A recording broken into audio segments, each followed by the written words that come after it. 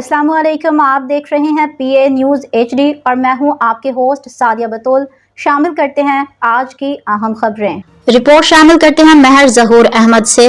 Islamabad state office की जानिब से प्राइवेट शख्स को सरकारी घर अलाट करने का इंकशाफ।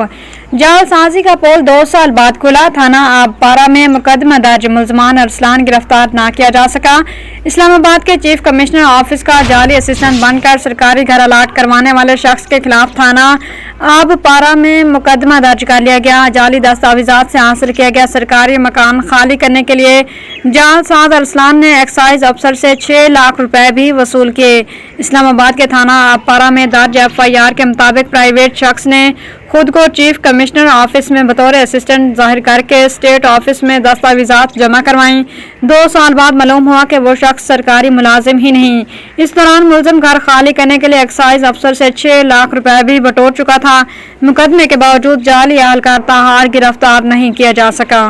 न्यूज़ स्टूडियो से अब तक के लिए इतना ही। मज़ीद खबरों और अपडेट्स के लिए देखते रहिए PA न्यूज़ HD।